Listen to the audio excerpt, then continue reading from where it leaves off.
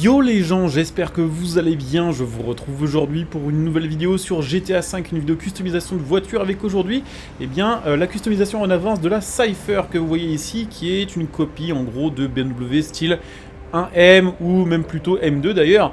Donc c'est une nouvelle voiture, elle va arriver dans les semaines qui arrivent sur la suite du DLC Los Santos Tuners. Pour l'instant, elle n'est pas encore dispo, mais voilà, si vous êtes comme moi sur PC, vous pouvez avec des mods la faire spawner en solo et aller voir un petit peu les customisations qu'elle a et évidemment la tester pour voir un petit peu ses performances, voir un petit peu à quoi elle va aussi ressembler. Donc dans cette vidéo, voilà, tout simplement, je vous propose de la customiser et puis après un petit peu de la rouler pour voir un petit peu ce que ça peut donner niveau performance et niveau conduite, tout simplement. Donc c'est parti, plusieurs possibilités évidemment de pare-choc, il y a beaucoup de choix comme d'habitude sur GTA, il y a des choses qui sont d'ailleurs assez stylées. Je pense qu'il y aura plus ou moins la possibilité de faire une copie de style un petit peu M2CS d'ailleurs, puisque c'est pareil, les customisations sur ce DLC de GTA V sont inspirées de vraies customisations qui existent en vrai sur les voitures présentes sur ce DLC là, ce qui est quand même très stylé. Alors pour l'instant on va se mettre en couleur 2, on restera peut-être pas en couleur 2, ça dépendra un petit peu des autres pièces tout simplement proposées sur le jeu niveau customisation. Donc là on va faire le tour, on va peut-être bien mettre le diffuseur en carbone. On va laisser couleur 2 pareil pour l'instant et on choisira la couleur 2 après, peut-être que ça rendra mieux. Les ailes, elles élargies carbone, ailes vissées et vissées carbone. On va mettre les ailes élargies classiques. Diffuseur, ah stylé, on peut mettre ça en plus. Nice, ça c'est cool. Il y a pas mal de choix comme d'habitude. Je pense qu'on va partir là-dessus, sur le secondaire. Moteur, on peut évidemment customiser le moteur comme d'habitude. Alors on va se le mettre en couleur 2 comme d'habitude. Et on a la possibilité de rajouter des petits accessoires. Bon ça on va dire c'est devenu un peu la norme pour la customisation de GTA V, mais en vrai je trouve que c'est très stylé. Il y a très peu de jeux où vous pouvez voir les modifications de votre moteur et vous pouvez le customiser. On connaît peut-être que un ou deux autres à part GTA V où on peut faire ça, ce qui est quand même assez fou parce que de base GTA V n'est quand même pas vraiment, on va dire, un jeu de voiture. C'est un jeu où il y a des voitures, certes, mais c'est pas un jeu de course à proprement parler. Possibilité de changer la calandre. Alors ce qu'il y a, c'est que dès qu'on met une calandre un peu custom, on dirait plus du tout une M2. Donc je pense que pour le coup, on va laisser la calandre de série. Ça aurait été stylé de pouvoir mettre une calandre divisée en deux, là, comme les BM actuels. Mais le jeu ne propose pas ça. Et dès qu'on change, ça fait tout de suite plus Jaguar ou plus Merco. Donc on va laisser d'origine à ce niveau-là. On va pouvoir changer le capot, évidemment, avec plusieurs finitions disponibles. Et des trucs qui sont d'ailleurs très stylés. Avec les ailettes. Ah, c'est stylé ça aussi. Avec les petites ailettes. C'est peut-être un peu too much. Je pense que moi, ce que je vais mettre, c'est soit les restons de rallye que j'ai bien aimé, soit celui-ci qui était bombé, strié, un peu rehaussé. Je trouve qu'il rendait vraiment super bien. Alors après, évidemment, il y a possibilité de customiser l'habitacle. Comme ça. C'est vrai que tout à l'heure, je vous ai pas montré l'intérieur de la voiture, mais comme ça, vous aurez vu. Après, je pense que l'intérieur, je vais le laisser stock, parce qu'au final, les volants et tout, c'est les mêmes sur toutes les voitures du jeu. Donc je trouve que ça a pas trop de charme de se retrouver avec un volant customisé qu'on a déjà sur plein d'autres bagnoles. Alors, cadran de course, ça m'a fait flipper les dents de mon perso qui ont apparu. Portière, on peut laisser de base aussi, ça colle bien. Aménagement rue, on va mettre. Siège baquet carbone. Arceau de sécurité, on va pas toucher, j'aime pas ça. Éclairage, phare au xénon bien sûr, comme toutes les nouvelles bagnoles. Un peu haut de gamme on va dire. Motif, qu'est-ce qu'on a? Ah ça c'est stylé. Alors ça pour le coup, c'est assez abusé. Oh putain, trop bien, en mode Most Wanted. Ah ça c'est clairement pour moi une référence à Most Wanted. Même si sur Most Wanted c'était plutôt, on va dire, une M3, c'était même d'ailleurs carrément une M3 GTR il me semble. Très stylé cette petite référence. À chaque fois sur GTA, dès qu'ils peuvent nous faire des références, ils le font et je trouve que c'est vraiment bien vu. C'est vraiment stylé de leur part. Bah du coup, le problème c'est que par contre ça le fait pas du tout avec le orange, donc on va passer plutôt sur... pourquoi pas sur du chrome ou alors après sur du gris sinon, du gris.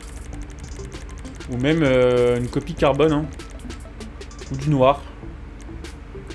Ou du blanc. Blanc aussi, ça rend plutôt bien avec le reste de la livrée en blanc. Je sais pas ce que vous en pensez, j'aime pas mal, franchement. Je trouve que ça rend bien.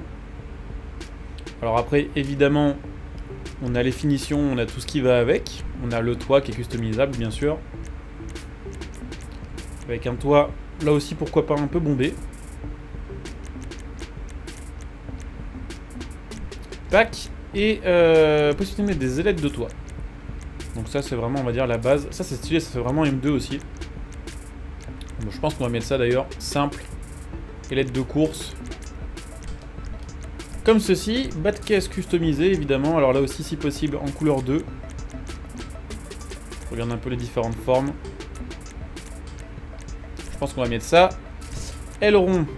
Alors la M3 GTR de Most Wanted avait un énorme aileron, je sais pas si on refait la même chose sur GTA. Sachant que pour une fois c'est raisonnable, genre le plus gros aileron est pas si fat que ça. Et pour le coup, si on met ça, on va le laisser couleur carbone. Là, tout en blanc, ça va vraiment faire chelou. Pare-soleil, évidemment, dispo avec les différentes marques du jeu. Rabaisser la bagnole, bien sûr. Transmission de course. Turbo amélioré. Aération, qu'est-ce que c'est? Ah, stylé. Stylé, stylé, ça aussi en carbone. Ça rend plutôt pas mal, je dirais.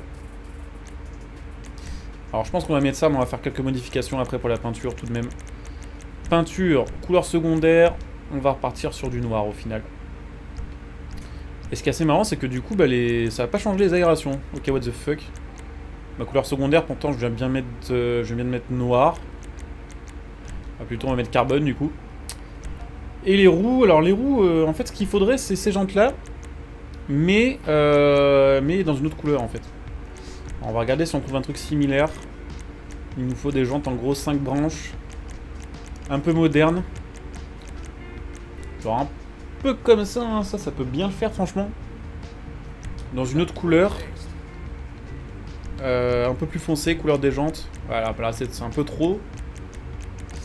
Y a pas genre juste pas blanc en fait, genre gris. Genre blanc givré, c'est ce qu'on vient de mettre.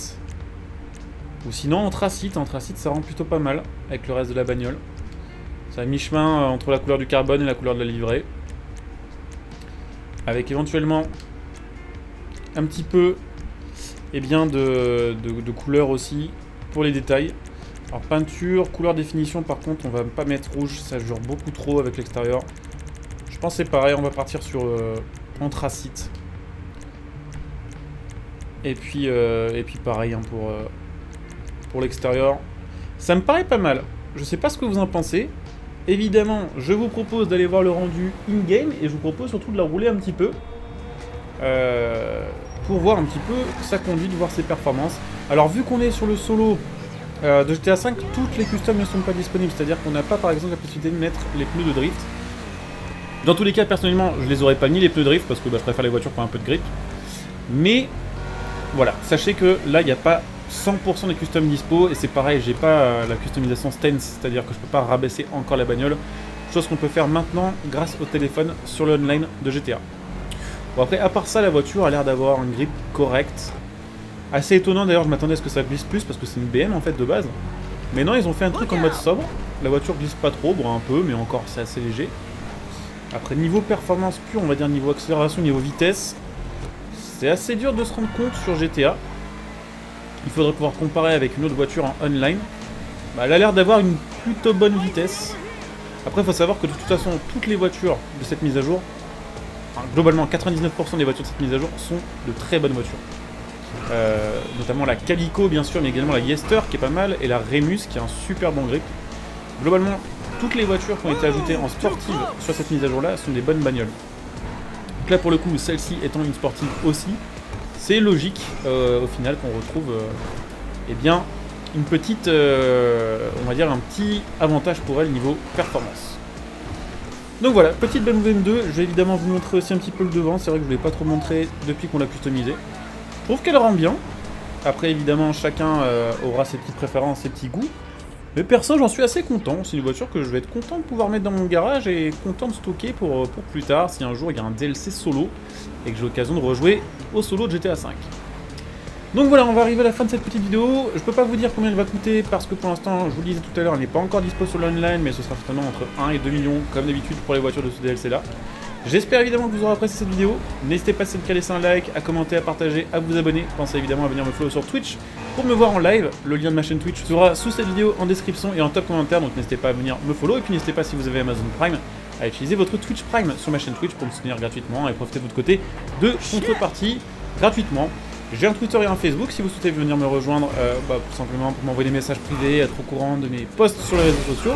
Et puis pour ceux qui souhaitent me soutenir de manière gratuite en faisant leurs achats, en profitant de petites réductions, je vous invite évidemment à utiliser mes liens de soutien présents sous cette vidéo, là aussi en description et en top commentaire. Mon lien Instant Gaming pour acheter vos jeux et vos cartes d'abonnement. Mon lien matériel.net pour acheter plutôt ce qui va être config PC et composants PC. Et puis pour ceux qui souhaitent me soutenir de manière payante, je rappelle qu'évidemment si vous le souhaitez, vous pouvez devenir membre soutien de ma chaîne YouTube via le bouton rejoindre sous cette vidéo à partir de 99 centimes par mois. Et là aussi profitez de plein de petites contreparties, de plein de petits bonus inclus. Je coupe ici, je vous dis à très bientôt. Bon jeu à tous, ciao.